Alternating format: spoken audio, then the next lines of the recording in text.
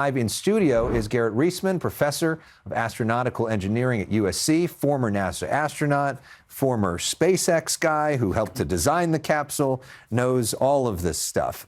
So what's happening right now? Well, right now we're about 2.5 hours away, so we're about an hour and a half away from the deorbit burn. So what they're doing is they're just waiting as the capsule's flying around the Earth to get into just the right spot so they can slow down and be on a trajectory that brings them right towards Long Beach, basically. So they're playing the waiting game right now. Not much is going on, but that'll change in about an hour and a half. So how is that determined? Is that determined by, how does that spot, how do you get to that right spot? A lot of really smart engineers determine that. So what you're doing is as you're going around the Earth is spinning underneath you. And so it's all about timing and being in the right place at the right time. You can control how fast you're going around the Earth by changing the altitude of the spacecraft. So as you go down in altitude, you actually go faster around the Earth. So if you want to speed up, you can go down. If you want to slow down, you can go up. And by doing that just the right way, you line everything up until it's just right. And then you slam on the brakes. You only have to slow down a couple hundred, 100 miles an hour or so. And you're going 17,500 miles an hour, so it's only a little bit of a slowdown, and it's enough for gravity to win the tug of war and bring you back into the atmosphere, and then you go and splash down.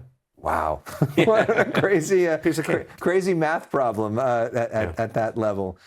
So what do we know about this potential medical issue? Everybody wants to know what's happening here, and we really don't know very much, right? No, I know absolutely nothing. Yeah, and even you don't know anything, which is crazy. NASA is very careful about protecting our private medical data.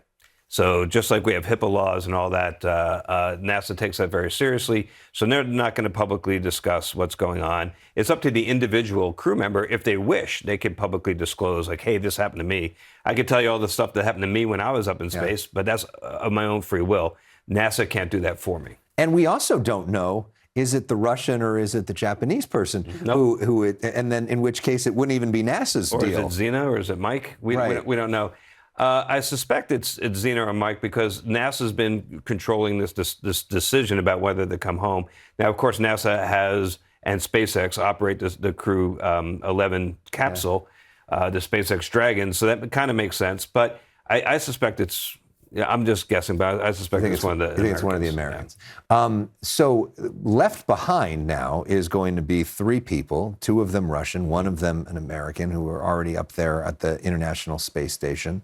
It's not unprecedented to run that with 3 people. It's been a little while since that's happened. Yeah. What are they going to be doing now? Well, when I was up there were just 3 of us too. And through the last 2 months of my long duration stay in the space station, it was me and 2 Russians. So it's kind of a similar situation. Now the space station's a bit bigger now and a bit more complicated. But they're going to be fine, is the bottom line. They're a little shorthanded, so they might not get all the work done that they were planning on. But this is just, we're talking about a 1-month gap. And it might be even less if they can move up Crew 12 and launch them a little bit sooner. It might be less than a month. And during that period of time, between the 3 of them, they can certainly keep the ship running.